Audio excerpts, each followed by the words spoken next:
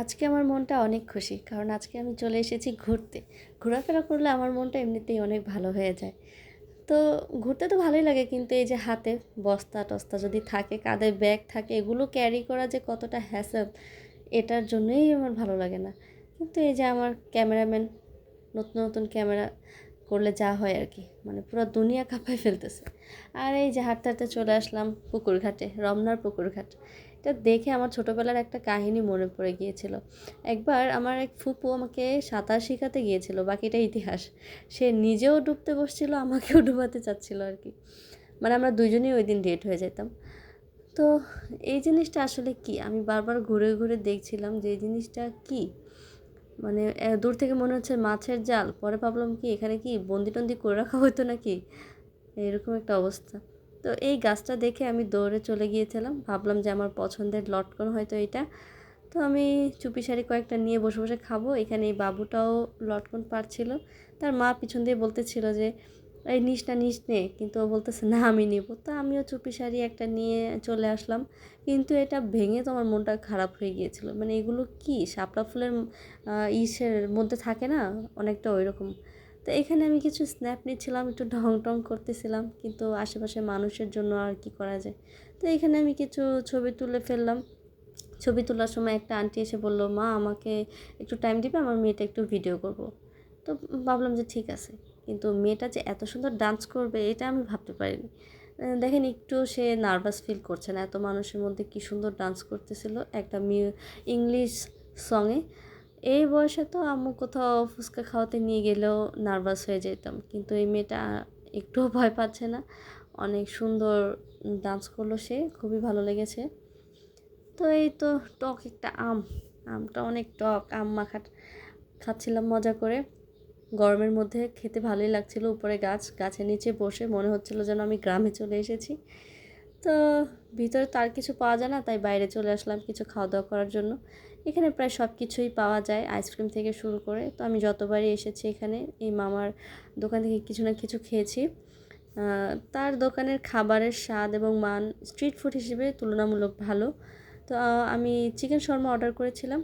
এখানে সে tomato sauce, mayonnaise সব কিছু দিয়ে ভালোভাবে প্রসেস করে আমাকে স্লাইস করে দিচ্ছিল। তো আমি বারবার মামাকে বলছিলাম যে মামা আমাকে লেটুস পাতা দেন, আমার কেন জানি না এটা চাবাতে খুবই ভালো লাগে। তা আমার ফ্রেন্ডরা বলে যে তুই কি ছাগল নাকি, ছাগলের মতো পাতা চাবাস শুধু। তো এই তো মামা আমাকে দিয়ে দিয়েছে। আমার একটা অভ্যাস যে আমি উপরের মুচমুচাটা আগে ভেঙে খাই। তো ফ্রেন্ড বলতেছিল যে তুই খা, আমি ভিডিও করি। তো আমি বলছি যে না, আমার লজ্জা লাগতেছে।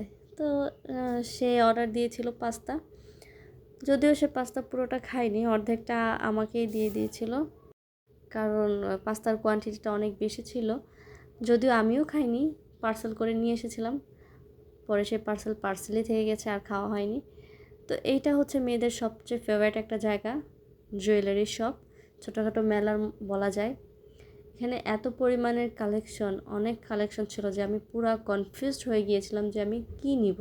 বেশি জিনিস থাকলে আমি আবার চয়েস করতে পারি না, আমার চয়েস মেকিংয়ে আবার একটু সমস্যা হয়ে যায়।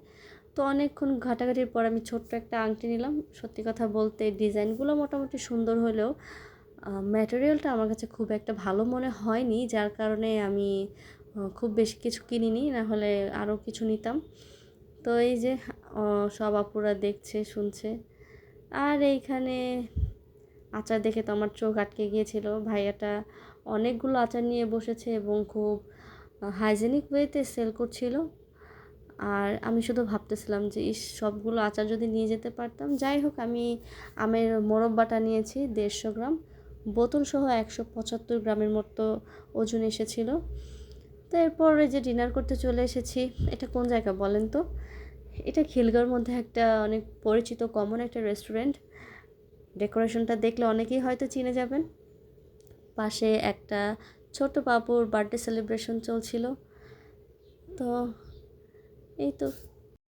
আর আমার তো যেখানেই যাব একটু স্টেপ নিতেই হয়।